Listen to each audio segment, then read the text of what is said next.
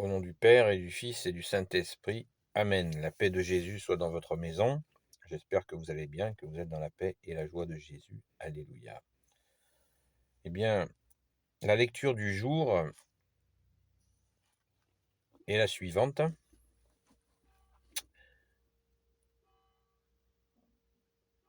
Saint Luc, chapitre 11, versets 14 à 26. Avec Jésus ou contre lui. Un autre jour, Jésus chassait un démon. Il s'agissait d'un muet. Le démon sortit, le muet se mit à parler, et la foule resta émerveillée. Il y eut quand même des gens pour dire: il chasse les démons avec l'aide de Belzébul, le chef des démons.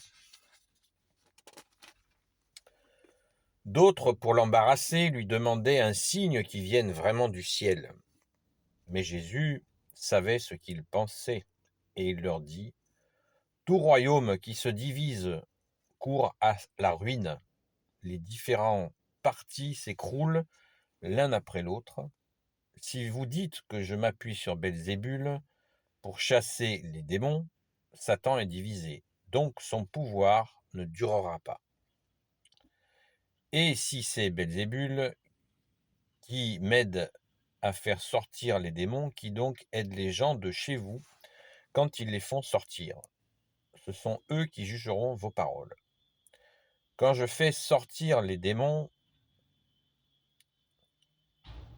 le doigt de Dieu est là. Comprenez donc que le royaume de Dieu est venu jusqu'à vous. Quand le fort bien armé garde sa demeure, ses biens sont en sûreté. Mais voici qu'un autre plus fort arrive et triomphe de lui. Il lui enlève les armes qui faisaient sa force et distribue ses dépouilles.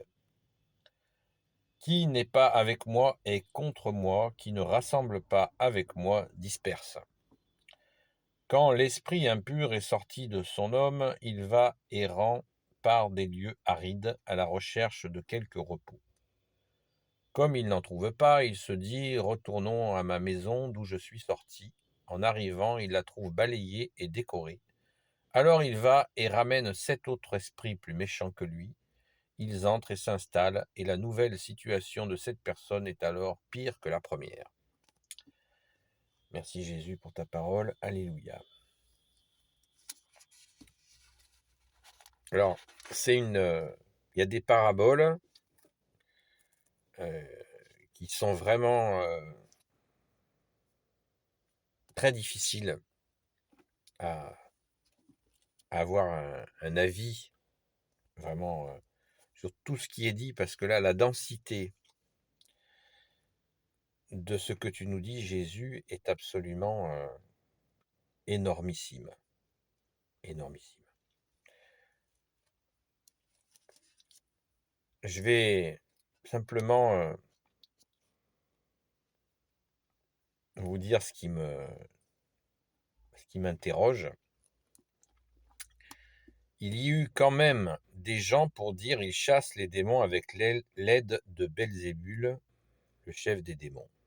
Donc Jésus vient de guérir un muet, le muet parle, et au lieu de rendre grâce à Dieu, il y a des individus. Moi, c'est plus cette idée, pour comprendre le contexte de ce qui se passe, de ce que nous dit Jésus. Eh bien, il faut comprendre la haine que certaines personnes avaient pour lui. Parce que si on voit quelqu'un qui est muet et qui se met à parler par la grâce de Dieu, que tu es Jésus avec ton Père et l'Esprit Saint, il faut avoir une sacrée dose de méchanceté euh, pour dire des choses comme ça. C'est déjà le simple fait d'être présent à un miracle,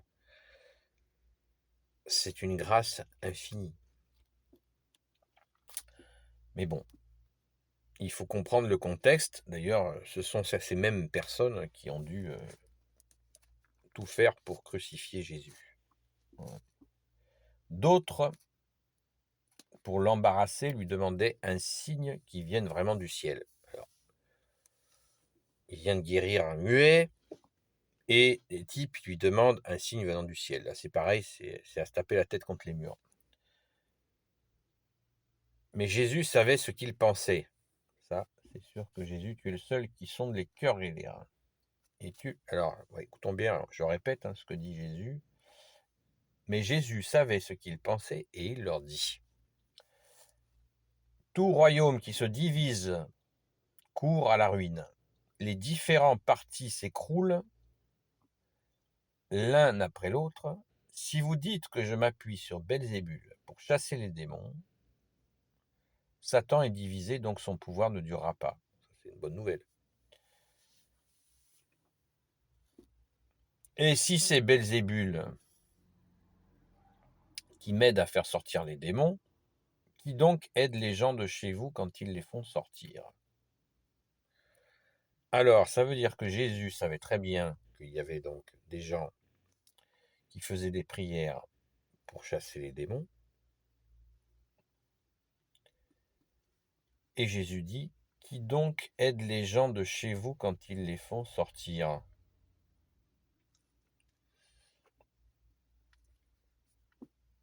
Et là, Jésus, tu nous rajoutes, ce sont eux qui jugeront vos paroles. C'est-à-dire qu'il y avait tout simplement ce qu'on appelle des exorcistes, certainement. Et nous savons, nous catholiques, quand on a un peu discuté avec des exorcistes, qui est mon cas, que les gars, c'est pas des rigolos. Les curés qui sont d'authentiques exorcistes, je parle bien de prêtres, curés catholiques. C'est pas des rigolos. Ils savent de quoi ils parlent. Eh bien, ce sont eux qui jugeront vos paroles. Parce que les gens qui ont la réelle capacité de faire sortir des démons, eh bien, ce sont eux qui jugeront vos paroles. Voilà. Donc ça, c'est vraiment, on voit vraiment que tu es Jésus, la vérité, parce que c'est exactement ça. Les gens, les exorcistes, ils savent de quoi ils parlent. Quand est Jésus de rajouter: quand je fais sortir les démons, le doigt de Dieu est là. Comprenez donc que le royaume de Dieu est venu jusqu'à vous. Alors ça, c'est à mon avis, c'est le plus important de tout le texte. Quand je fais sortir les démons, le doigt de Dieu est là.